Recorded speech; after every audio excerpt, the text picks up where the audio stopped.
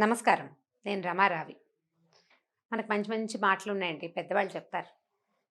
నలుగురితో నారాయణ, నలుగురితో కలిసి నడు, నలుగురిని నీతో ఉంచుకో. ఈ నలుగురు వ్యవహారం బాగానే ఉందండి. కానీ ఎంతసేపు నలుగురు ఏమనుకుంటారనే భావంతో మన జీవితాన్ని దుర్భరం చేసేసుకుంటాం మనం. లైఫ్ చేంజింగ్ హ్యాక్స్ జీవితాన్ని మార్చుకోవటంలో ఆ భాగంగా మనం ఈ వాక్యాలు మాట్లాడదలుచుకున్నానండి. ఎన్నిటికని నలుగురు ఏమనుకుంటారో అని ఆలోచిస్తామండి మనం.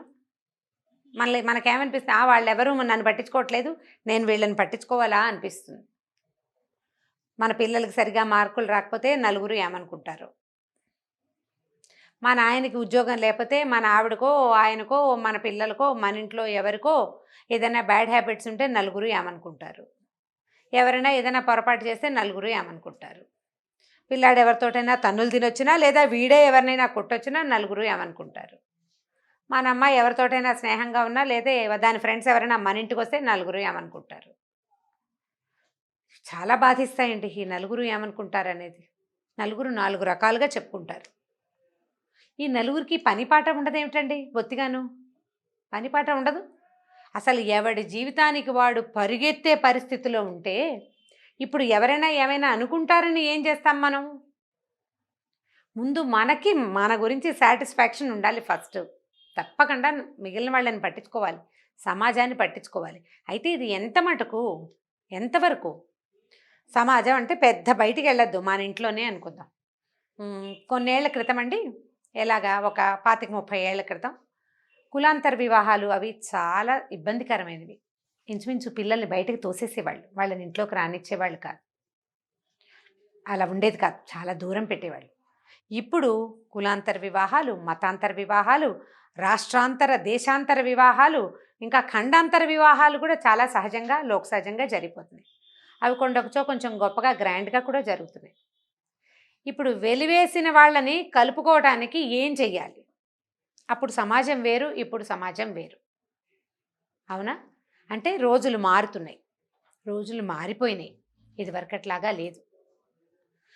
అమ్మా నాన్నని ఊళ్ళో వదిలిపెట్టి సిటీలకి ఉద్యోగాలకు వచ్చిన వాళ్ళని కూడా జనం అంతా నానా రకాలుగాను మాట్లాడేవాళ్ళు. అమ్మా నాన్నని ఊళ్ళో వదిలేశాడనేవాళ్ళు.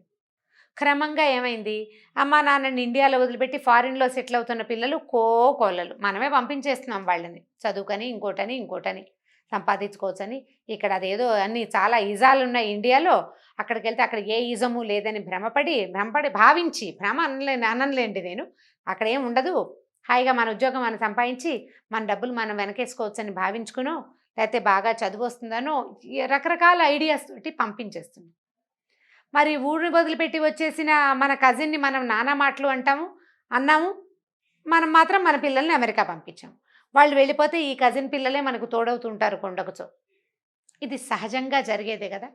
సో ఇప్పుడు మనం ఏం చేయాలి? నలుగురితోటి పోకూడదు, నలుగురిలో ఒకరిగా మనం మాట్లాడకూడదు. ఎవరి ప్రయారిటీస్ వాళ్ళవి. జీవితం ప్రయారిటైజ్ చేయబడింది, ఎవరి ప్రయారిటీ వాళ్ళదే. ఈరోజు చూడండి, ఇప్పుడు మనం ఏం పరిస్థితిలో ఉన్నాం. అనారోగ్యంగా మన వాళ్ళు ఎవరైనా ఉంటే వాళ్ళని వెళ్ళి ఇంటికి వెళ్ళి పలకరించలేం కదా. వాళ్ళు హాస్పిటల్లో ఉంటే వెళ్ళి చూడలేం.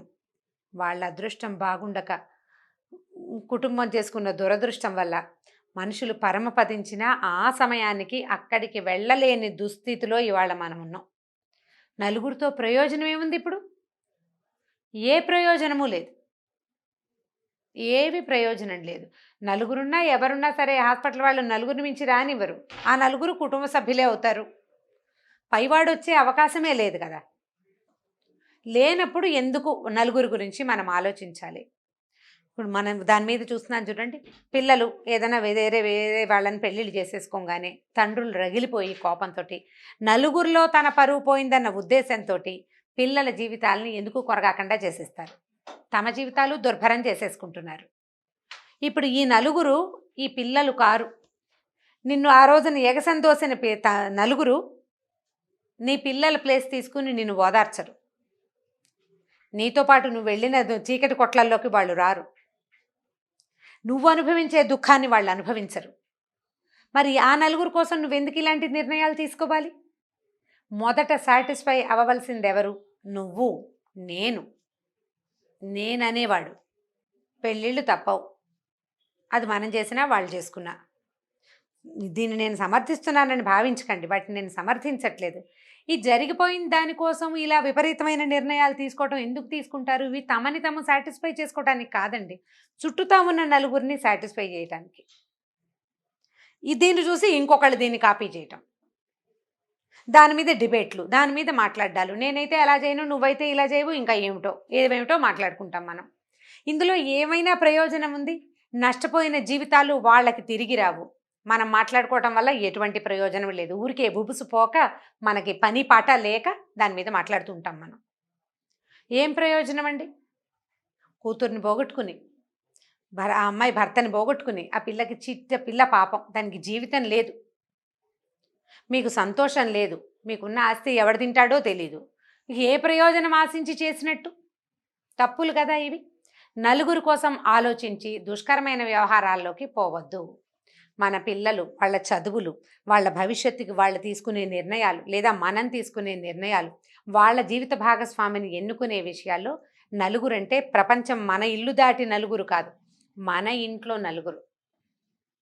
పిల్లలు కూడా పేరెంట్స్ని సపోర్ట్ చేయాలి, పేరెంట్స్ని సాటిస్ఫై చేయాలి, వాళ్ళని ఏం చేయాలి? కన్విన్స్ చేయగలగాలి. కన్విన్స్ చేయండి, ఒకళ్ళనొకళ్ళు కన్విన్స్ చేసుకోండి. నా ఉద్దేశం ఇది, నా అభిప్రాయం ఇది, దీనికి నేను ఎందుకు చెప్తున్నాను, నువ్వు అర్థం చేసుకోమని అర్థమయ్యేలాగా చెప్పుకోండి. బయట నలుగురిని ఎందుకు ఇంట్లోకి తెచ్చుకుంటాం మనం అనవసరంగా కదా. కాబట్టి ఈ పని చేయొద్దండి. ఇది నేను బయట వేరే వ్యవహారం గురించి మాట్లాడాను, కానీ ఈ వ్యవహారం గురించి సీరియస్గా మాట్లాడే ఉద్దేశం నాకేం లేదు. ఇలా చెప్పాల్సి వచ్చిందని చెప్తున్నాను అంతే. నలుగురు కోసం చూడొద్దండి. మన అబ్బాయి ఎంపీసీలో చేర్పించాము, వాడు ఇంజనీరింగ్ అయిపోతుంది, ఏమిటో చేసేస్తాడు, ఏదో ఐఐటి కోచింగ్లో కూడా చేర్చాము, వాడికి అది రాలేదు, వాడి వల్ల కాదనమాట.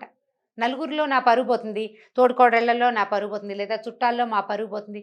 మీ పరువు ఏమిటి? పిల్లవాడి భవిష్యత్తు కదా పోయింది, పరువులు కావు పోయేది అక్కడ.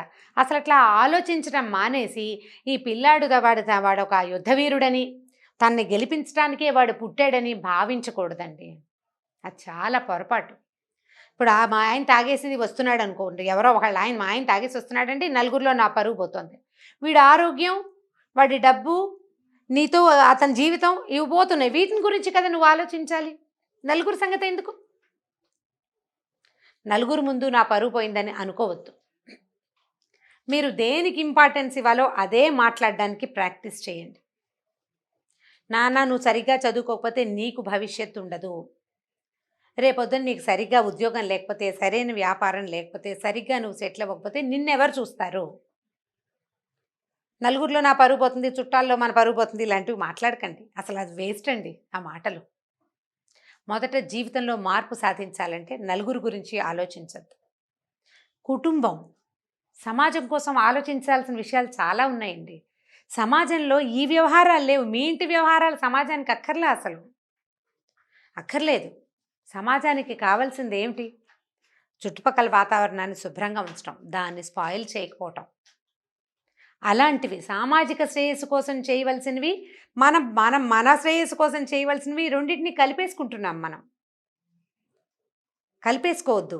కంపార్ట్మెంటలిజంని పాటించండి. మీ పిల్లలు, వాళ్ళ చదువులు, వాళ్ళ వ్యవహారాలు, మన ఇంట్లో ఉన్న హ్యాబిట్స్, లేదా మన యొక్క అనారోగ్యాలు, ఆరోగ్యాలు ఇవన్నీ మనవి. మీరు సమాజంలో వ్యవహరించాల్సిన విధానం వేరు. ఈ రెండింటిలో ఉన్నటువంటి ఒక సన్నటి తెరని తెలుసుకోండి.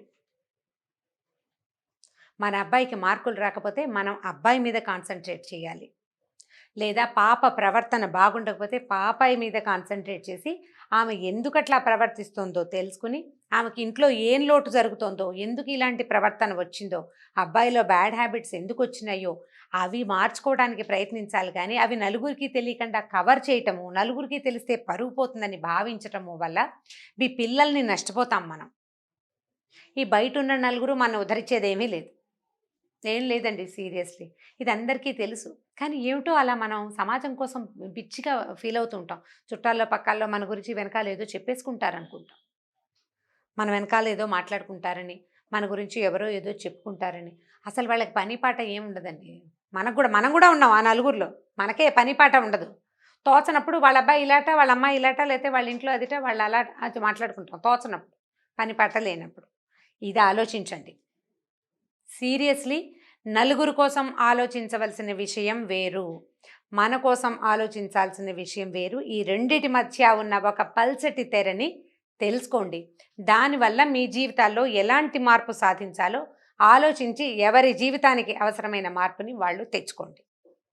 నమస్కారం.